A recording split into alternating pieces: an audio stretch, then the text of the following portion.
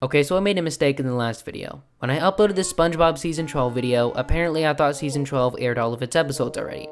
It turns out there were more episodes to come. Someone just said it was Nickelodeon's weird airing schedule. The two episodes that came out are The Lighthouse and The Hiccup Plague. And these are just two episodes, right?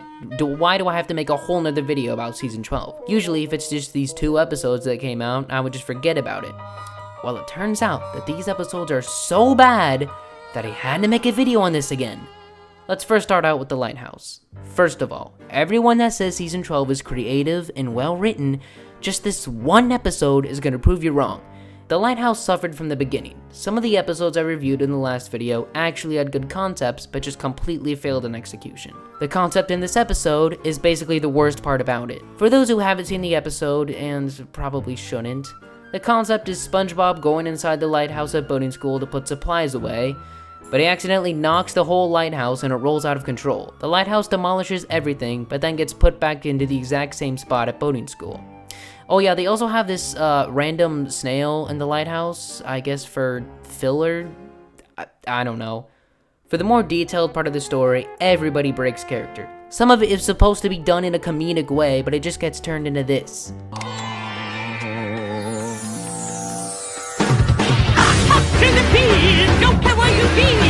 SpongeBob actually breaks character the most surprisingly. All of the modern SpongeBob haters always love to complain how SpongeBob after the SpongeBob movie has broke character and makes a bunch of these wacky facial expressions to get a laugh. I've been rolling my eyes at that for a while. I've seen some changes in SpongeBob's character after Steven Hillenburg left the show, but I didn't think it was that bad. Now, by watching this episode, I can kind of agree with them. This proves right here that the animators and the writers have been paying no attention to the fans whatsoever. Remember when SpongeBob's character actually acted like a regular person with a personality and likable character traits? Yeah, well now he's just the ADHD freak in class. SpongeBob in this episode is so unfathomable and stupid, I had to take a break from the episode for about 5 minutes and then come back to it. It's no surprise that modern SpongeBob has always been like this, but I've never seen it this weird and over the top before. I mean, just look at the beginning of the episode. How is this supposed to be entertaining? How is this supposed to entertain anyone?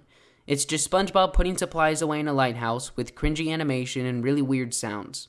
That's it. Me as a 5-year-old didn't even hate this back then, and I loved slapstick. Slapstick isn't bad. Slapstick is great when it makes sense and you know why it needs to be there. One of the things that slapstick is most known for is irony. Have you ever noticed shows like Tom and Jerry are always ironic? It's because irony works so well in slapstick.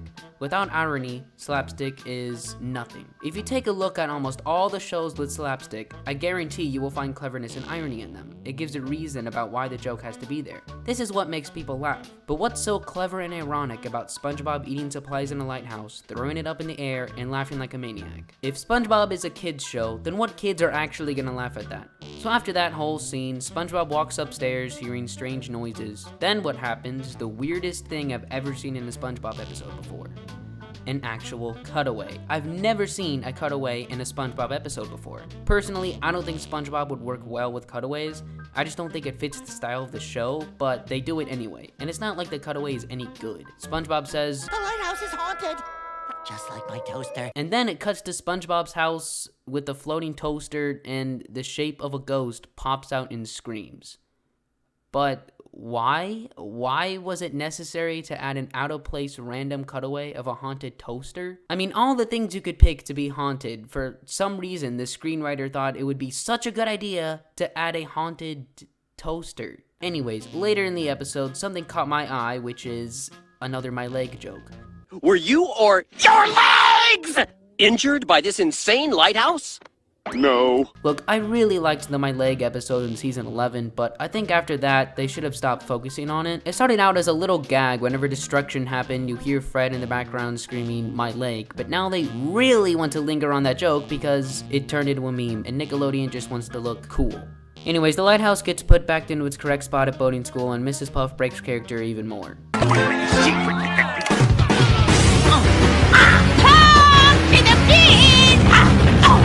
And that's about it. That's the whole episode. Now do you know why I made a video on this again?